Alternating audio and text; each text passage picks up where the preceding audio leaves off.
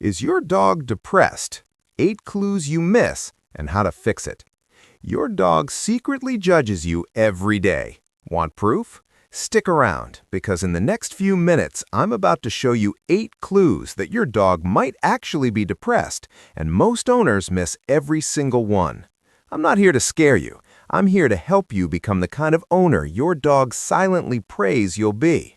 We're talking real behavioral science, published studies from journals like Applied Animal Behavior Science and the Journal of Veterinary Behavior, actual researchers who dedicated their careers to figuring out what's going on inside that fluffy little head.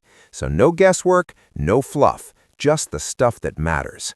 And before we dive in, quick heads up. I'm a dog behavior and psychology content creator, not a licensed veterinarian. If you're genuinely worried about your dog's mental health, always consult a vet or a certified animal behaviorist. This video is educational. Got it? Great! Let's go. Picture this. Your dog is lying in the corner, barely lifts his head when you walk in, and you think, he's just tired. Nope, that might be something deeper. Depression in dogs is real. It's documented, and the scary part is it doesn't always look dramatic. It hides in the everyday stuff you've already learned to ignore. So let's start with the one that almost every dog owner brushes off. Your dog used to go absolutely bonkers when you grabbed the leash, like full meltdown energy, spinning, barking, maybe even a little happy pee situation. And now, he just looks at you, maybe wags once politely like he's trying not to be rude. That sudden drop in enthusiasm for things your dog used to love, walks, playtime, their favorite squeaky taco, is one of the clearest early signs researchers point to when flagging canine depression. A 2024 study in Applied Animal Behavior Science found that reduced interest in previously rewarding activities is one of the top behavioral markers vets use to screen for emotional distress in dogs. It's not laziness, it's not aging necessarily, it's a signal. Your dog does this too? Yeah, we've all been that person with the phone. Let's talk about appetite, because this one matters a lot. If your dog starts eating noticeably less or suddenly becomes weirdly picky when they used to inhale their bowl in 3 seconds flat, that change in eating behavior is a documented red flag. Loss of appetite is one of the overlapping symptoms between canine depression and physical illness, which is exactly why it's so important. In a depressed dog, the brain's reward pathways are literally functioning differently, meaning food doesn't feel as good as it used to. Sound familiar? The fix here isn't just switching kibble flavors. If your dog has been off their food for more than 2 or 3 days, that's a vet conversation. Don't sleep on this one. Here's one people always laugh at until they realize it's actually serious. Your dog is sleeping way more than usual. And I'm not talking about a lazy Sunday situation. I'm talking about 12, 14, 16 hours a day. Barely interested in getting up even when you're clearly about to do something fun. Dogs sleep a lot naturally, we know that, but a significant spike in sleep duration combined with low engagement when awake is a behavioral pattern researchers associate directly with depressive states. The parallel to human depression here is genuinely striking. When the brain isn't getting the stimulation and positive feedback it needs, it basically goes into conservation mode. Your dog isn't lazy. He might just be running on empty. Okay, now this one is a little harder to spot, but once you see it, you can't unsee it. Watch your dog's body language the next time someone approaches him. A stranger, a new dog, even a family member he knows well. Does he turn his head away? Does he give a slow, deliberate lip lick? Not because there's food nearby, but just out of nowhere. Does he suddenly become very interested in sniffing the ground when someone tries to interact with him? These are displacement behaviors, documented in behavioral science as stress reduction signals. They're your dog's way of trying to create emotional distance without actually running away.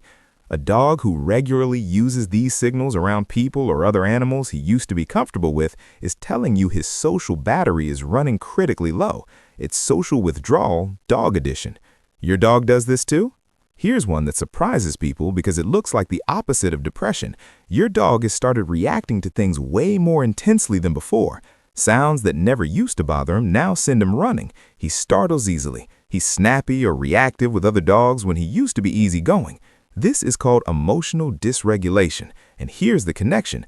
Depression doesn't always make dogs quiet and withdrawn. Sometimes it makes them hypersensitive. Their nervous system is already overwhelmed, so every additional stressor hits harder. Think of it like a phone with zero battery trying to run an app. The science on this comes from research into the HPA axis, the stress hormone system, and how chronic low-level stress reshapes a dog's baseline reactivity over time. If your chill dog has suddenly become a little drama queen, that's worth investigating. And finally, the one that hurts the most to admit, but we have to talk about it. Does your dog still greet you at the door, or is that stopped? Greeting behavior is one of the most reliable indicators of a dog's emotional baseline. A dog who no longer runs to the door, who barely lifts his head when you come home after hours away, that's a dog who has lost something. It might be related to a change in routine, a loss of another pet or family member, a recent move, reduced outdoor time, or just a slow accumulation of unmet emotional needs. Researchers studying human-dog attachment bonds have found that greeting behavior is directly tied to oxytocin release, the oxytocin hormone. When that response diminishes, it's a sign the dog's reward and attachment systems are struggling. That one should stop you in your tracks. Now, here's the good news, because I promised you an and how to fix it, and I'm delivering. The research points to a few things that actually work. First, structured daily exercise, not just a quick potty walk, real movement. 20 to 40 minutes of sniff-heavy exploration does more for a dog's mood than almost anything else because it activates the seeking system in the brain.